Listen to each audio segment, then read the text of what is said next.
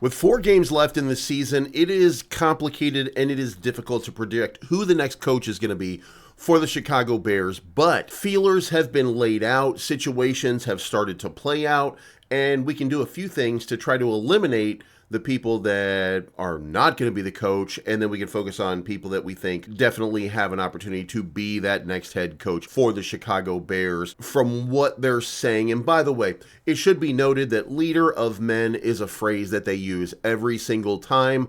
Leader of men was Matt Eberflus, and how did that work out? So I don't think that is the big bellwether that a lot of people have been thinking about. They've thrown it out there, but again, this is the second time that they've thrown it out there, and it didn't mean anything the first time. Now, if you like this type of content, make sure you hit the like button on your way in. Let's talk about this and let's figure it out. I can tell you one person who it's not going to be.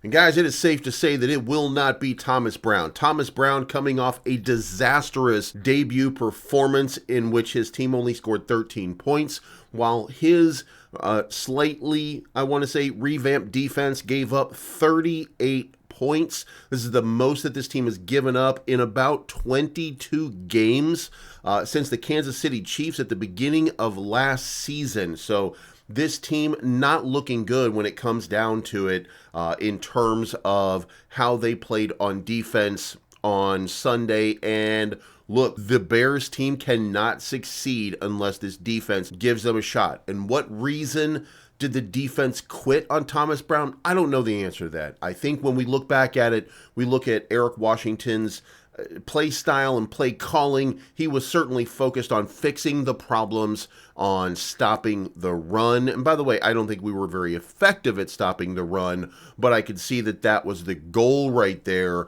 to try to toughen up this team and make this team do what needed to be done. And it just didn't work on that day. So maybe we can say that, when we break it down, the game got away from us badly, and it was based on something that they were trying to build for the future. Now, look, I don't know why Eric Washington, why Thomas Brown are worried about building for the future on a team they most likely will not be on. They should be focused on winning. If you want the job, then your job is to win games, and you cannot win games by practicing during game time on what you need to do. So I think we can probably say that at this point, Thomas Brown is out and that there's no shot for him to be the head coach. We would have needed a legendary epic game against San Francisco to show what he can do, to catch fire, if you will, to see the defense suffocating, to see the offense accelerating,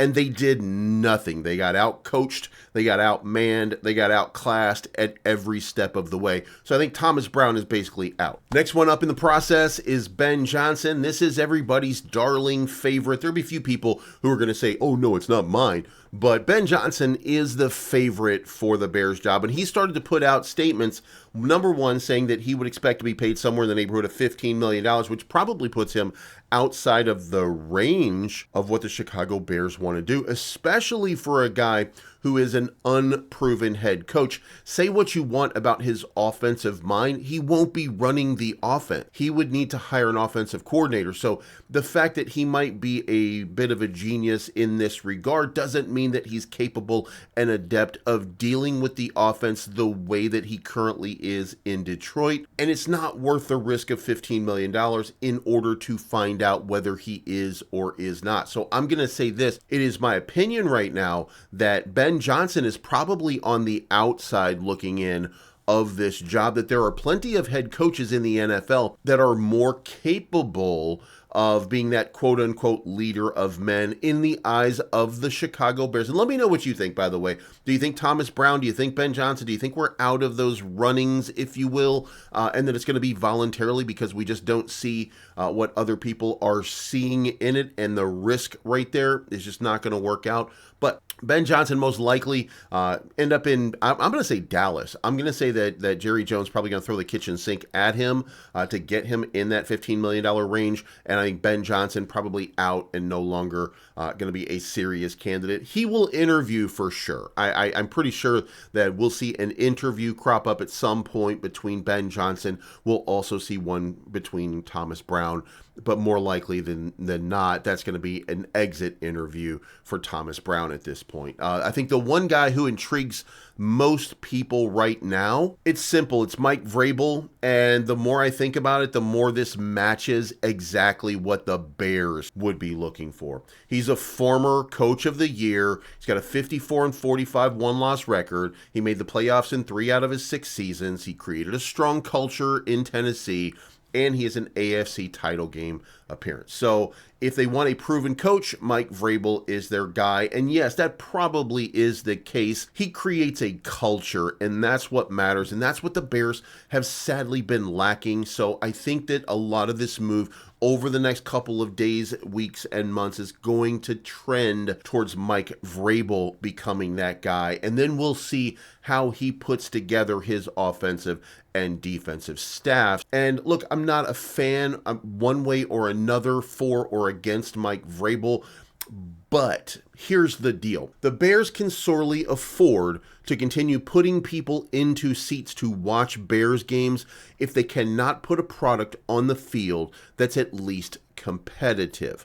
Now, once Matt Eberflus was gone, that competitiveness absolutely disappeared at the worst possible time for the interim head coach, Thomas Brown. What I think is that Mike Vrabel is going to be familiar with creating a culture of winning, that he's familiar with creating a culture of play every down like it's your last. That's the testament to Mike Vrabel. Can he get the most out of his players? That's what we're looking for. And if he can do that, then he's going to be the favorite for this job. I don't think that there's a path forward to spend $15 million on Ben Johnson for another test. This is not what the Bears need at this point, despite the fact that ultimately, Ben Johnson might end up being the best coach in this, and the Bears will whiff on that. There is a distinct possibility that that happens. However, by bringing in Mike Vrabel, you're going to bring in a toughness that this team is clearly and sorely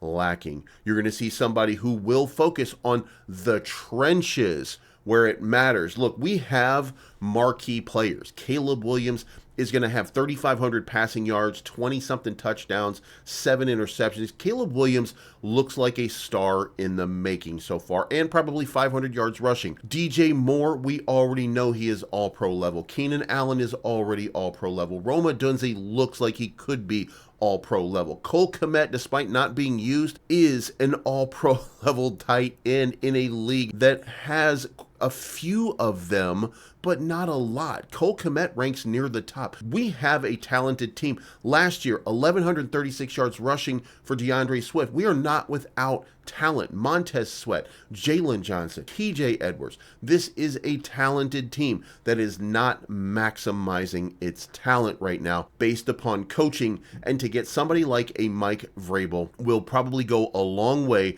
towards getting the most out of these players. Maybe we miss Ben Johnson, but I think Mike Vrabel at this point is probably going to be prohibitive favorite, and I think as the days continue to wear on here and we start to really line up with this coaching search, Mike Vrabel is probably the name that you're going to see the most, that comes out and makes the most sense. Not to me, not to you, but to the McCaskey family, to Kevin Warren, to Ryan Poles. That's who I think it's going to matter to, and I think that that means that Mike Vrabel is going to end up being that guy. I don't see the McCaskey family making that risk, but we'll see what happens. Let me know what you think in the comments down below. Bear down, we got Minnesota coming up, and we'll see how that goes.